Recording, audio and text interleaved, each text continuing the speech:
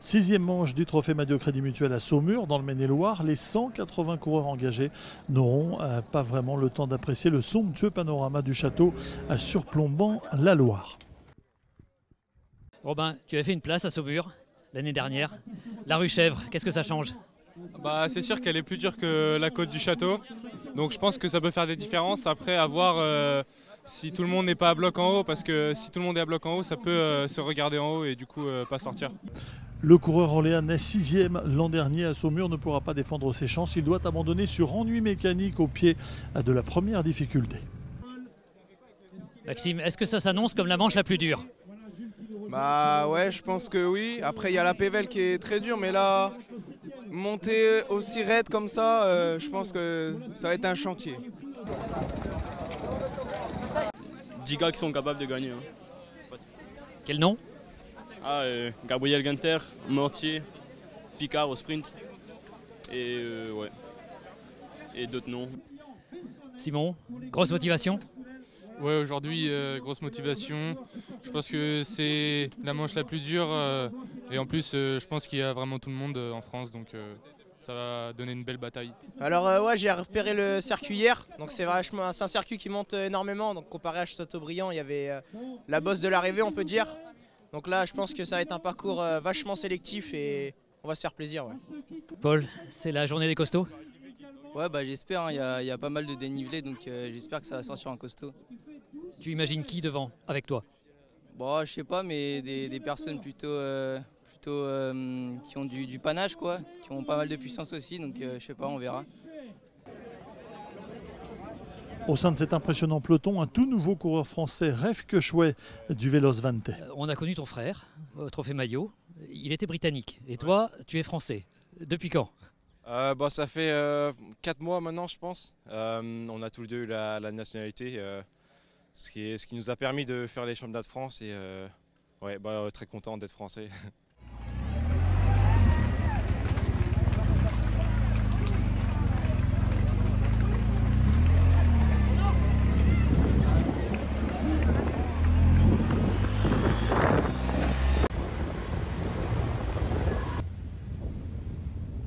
Un parcours très sélectif avec plusieurs côtes, dont la rue Chèvre, 16% de dénivelé à gravir à 3 reprises.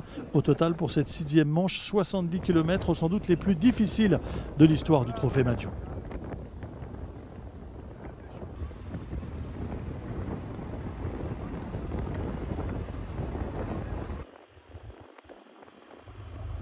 Après un premier tour groupé et une dizaine de kilomètres parcourus, Paul Elion de l'UV Descartes est le premier en action dès que la route s'élève avec près de 20 secondes d'avance sur le peloton.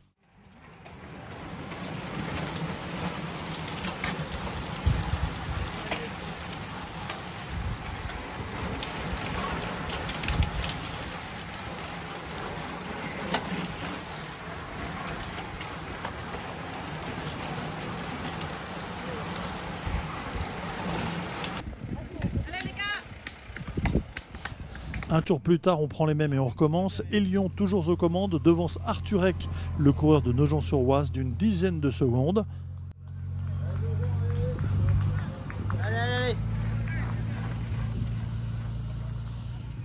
Un peu plus loin, on retrouve Esteban Bosquet du VC Avranches, le vice-champion de Normandie.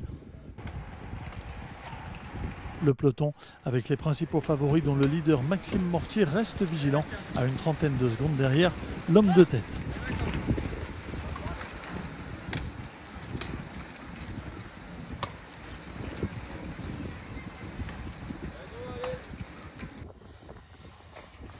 Après une quarantaine de kilomètres, ils ne sont plus qu'une vingtaine de coureurs à pouvoir l'emporter.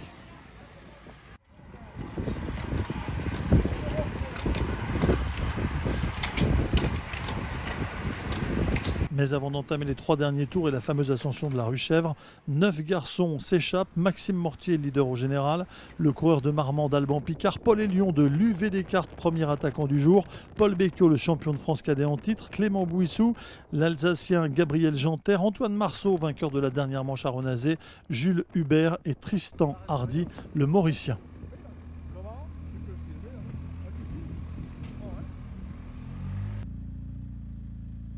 C'est Clément Bouissou qui tente sa chance dans les pentes les plus raides du circuit, 16% de dénivelé. Alban Picard et Antoine Marceau restent au contact pour l'instant. Les autres échappés tirent légèrement la langue.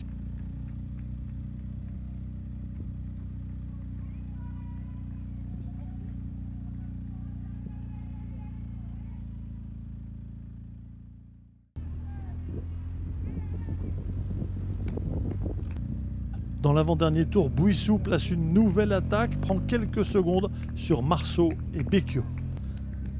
Hardy, Janter et Picard ne sont pas très loin.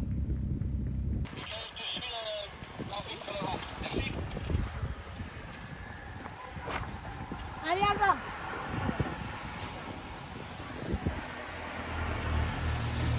C'est Picard, semble-t-il, ouais, c'est l'arrivée avec notre ami Alban Picard. Voilà, magnifique succès, le champion de Nouvelle-Aquitaine. Alban Picard va en garder sous la pédale pour user ses adversaires et finir par s'imposer à Saumur devant Antoine Marceau et Clément Bouissou.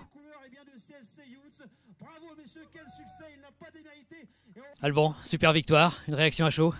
Ouais, surtout sur un beau circuit comme ça fait plaisir. J'ai quand même eu de la malchance sur le trophée Maggio l'année passée. Et là, arriver ici et faire une deuxième place il y a 2 week-ends d'avant. Et là, faire une première place, et je suis trop content. Et comment s'est faite la décision dans le dernier tour? Ben, il y a du coup Clément, il est parti à un tour de l'arrivée. On n'a pas voulu y aller, je ne sais pas pourquoi. Il est parti seul et dernier tour, il a fait le pied de la bosse jusqu'au sommet à bloc. Il n'y avait personne dans ma roue et je déborde de Clément. Et puis après, c'était à bloc jusqu'à l'arrivée. C'était vraiment l'explication des costauds. Ah ben là, en tout cas, il n'y avait pas de, il n'y avait pas de celui-là qui gagne, il est parti en facteur. Là, c'était vraiment le meilleur, on va dire, qui gagne. Ouais. Est-ce que Alban Picard était vraiment le plus fort? Ouais, Alban, il était très fort sur cette manche. On l'a vu dès la longue bosse du long parcours.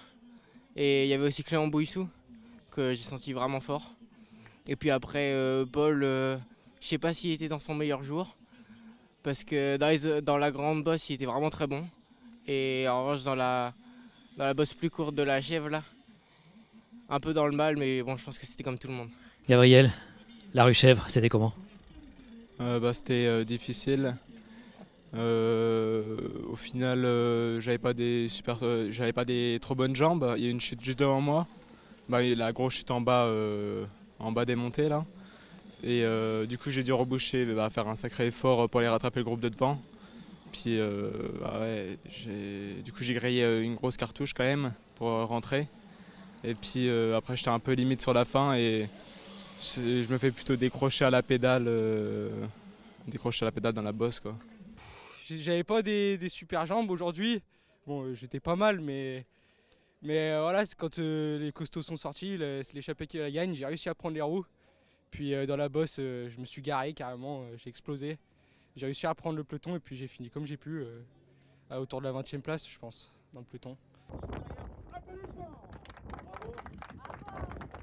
Le podium de cette 6e manche disputée à Saumur est un cadeau auquel Alban Picard, le vainqueur, ne s'attendait pas.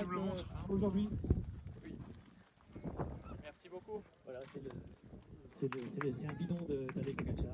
Alban, il fait plaisir ce bidon? Ça fait plaisir, surtout quand ça vient de Tadej Pogačar et quand il avait gagné le Tour de France. Donc ouais, c'est vrai que ça fait plaisir. Tu aimes bien Tadej Pogačar? Qui ne peut pas l'aimer, bien sûr, tout le monde l'aime. Ouais. Pourquoi? Qu'est-ce que tu aimes chez lui?